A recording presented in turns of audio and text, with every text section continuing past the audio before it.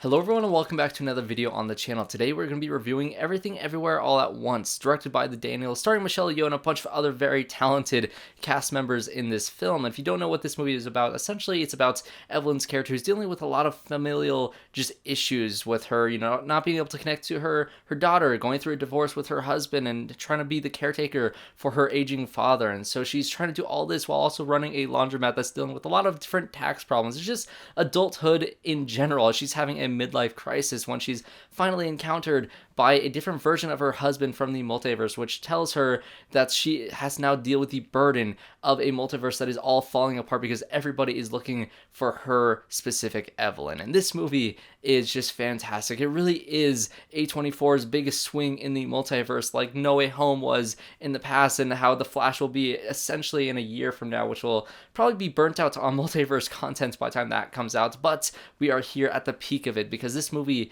is brilliant in every single regard. I absolutely loved this film. And I want to start off talking about Michelle Yeoh because she is a revelation in this film. She's been in so many different things in her very long career in Hollywood and in China and Chinese films in general. And so this movie really does feel like not only a love letter to Asian cinema, but it also feels like a love letter to Michelle Yeoh herself. There's even a moment in this film where you see flashes of her just on different red carpets that she's been on throughout all the years of her acting career. You even see a little poster board behind that says, you can barely read it, but it definitely does have her standing behind a billboard that says Crazy Rich Asians, which I thought was really funny. But she is a celebrated actress, and this is just a love letter to her and her range as an actress because she has a lot on her shoulders in this film. Like I said, it's the weight of the multiverse on her shoulders, and she is phenomenal in this film. Of course, she is great in the action sequences, and she is just mind-blowing in every regard in this film.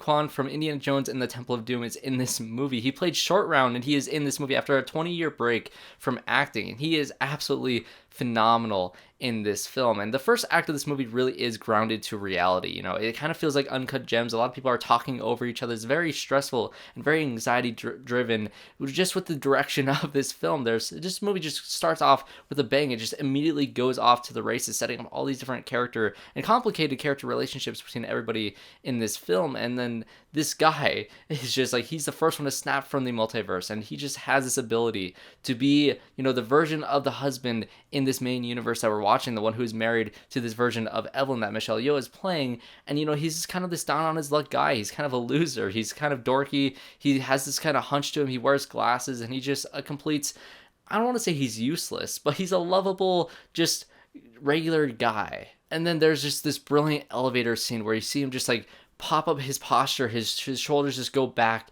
and you just can tell that this is a different person. He takes off his glasses, puts it in his shirt pocket, and he is just now this other version of this character from the multiverse, and he just snaps into that in a second. It's kind of incredible that this guy took such a long break from acting, and he just slid right back into this role. I loved him in this movie. He's honestly kind of one of the most likable characters in this film, and everybody's likable in one way or another. Even one of the kind of villains or antagonists of this film, played by Jamie Lee Curtis, is extremely likable. I love the direction that they went with her character, but she's essentially this IRS agent who's kind of dealing with this family and their tax problems that they have, and she is just phenomenal in everything she's in. For one, is Jamie Lee Curtis, but she is really great in this movie as well, and I can say that about every single person in the cast. But the real heart and soul of this movie lies between the relationship between Michelle Yeoh and Stephanie Hsu, who plays her daughter Joy in this movie, and she is also phenomenal in this movie. There's so many funny moments and so many funny just conversations that these two characters have with each other throughout the entire film, and that's another thing that I want to talk about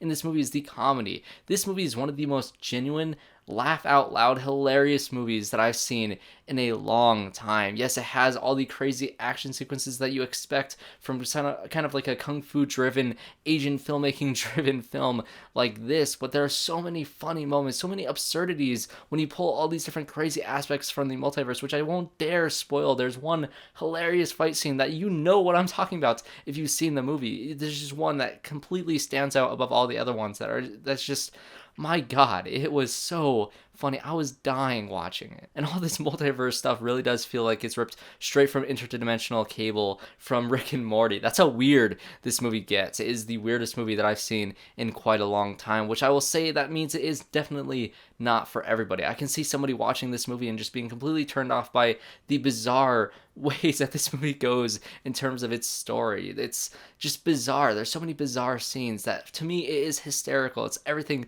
that I wanted this movie to be, or it's everything I never knew I wanted A24 to do. I loved all these weird things, but I can see somebody watching this and be like, what in the actual hell is going on? And I will say this movie throws a lot at you all at once, and it just is kind of overwhelming in some ways because it is just kind of insane. There's so many things in this movie, and for the first half of this movie, you're trying to just kind of wrap your brain around how this world works because it really does just throw you right in. It doesn't have a lot of time for you to sit down with the character and have them explain the whole thing in this giant exposition scene that has a lot of moments to breathe for you to be able to process what's happening. Because yes, there's exposition in this movie. There's times where Evelyn is sat down by the multiverse version of her husband and he's trying to explain the things to her, but then something happens and is thrown into an action sequence and you see it happen in action, and that kind of guides you through the story, and it is really well done. If I were to compare this movie to anything, I will say that it does have that same tone and the same weirdness that Swiss Army Man has, which is also the same directors of this film, but it also has a lot of aspects of it that's like The Matrix. This really is The Matrix for a new generation, and I mean that. I'm not just saying that because it sounds good, you can slap that on a poster, but it really is. It's even directed by a directing duo like the Wachowskis, and this time it's the Daniels. It's a sci-fi crazy movie with a lot of Asian inspiration with the kung fu aspects of the movie. There's a moment in this movie where the first act is really grounded to reality, and then the whole world is flipped upside down once somebody who knows that this is the one character that can save the universe, essentially, of the multiverse in this movie. It does have a similar setup to The Matrix, and that's something that I just had on my mind the entire first act of this movie. But like I said, it goes in such crazy directions, and by the end of it, it is such an emotionally gratifying movie because, like I said, all those character arcs at the beginning with Michelle Yeoh and her daughter or her husband or her father, all these different arcs go and have a completed end by the end of it. Even some more minor characters, even the whole thing with Jamie Lee Curtis, there's a great payoff with her character towards the end, and some other characters which you would never expect to be in a movie. There's one reference, some pop culture reference to some movie, I'll say a Pixar movie, that is hysterical, and even that has incredible payoff. Everything in this movie just wraps up so beautifully in the end, and if you're not on board for the first act, or if it seems very just jarring and it seems like the movie's throwing everything at you all at once, you will really begin to appreciate the movie, especially when it comes to a close, which is why I'm not doing a spoiler review for this movie. For one, I want you guys to experience the last act of this movie because it really does go into some crazy aspects, but it's just really that satisfying. And like I said, this movie is a lot, so it's hard to wrap your brain around every single beat of things that happens throughout this movie. And so there's so much that happened, I just can't do a spoiler review for it after only watching it one time. So have you guys seen Everything Everywhere All at Once? I'm curious to hear all your thoughts in the comments down below. What was some of your favorite stuff in this movie? I'm very curious to hear everything that you guys have to say. And if you enjoyed this video, make sure you subscribe to the channel to see more reviews just like this one. I have reviews out for Moon Knight. I skipped episode 2, and I'll do a review for episode 2 and 3 combined next week, but I'll have reviews out for The Secrets of Dumbledore, and if I have time this week, I'll try to see Sonic and Ambulance, maybe do a dual review for those two, but we'll see. So like I said, make sure you guys subscribe to the channel, leave a comment down below, and leave a like if you enjoyed this video, and I hope to see you all in my next one.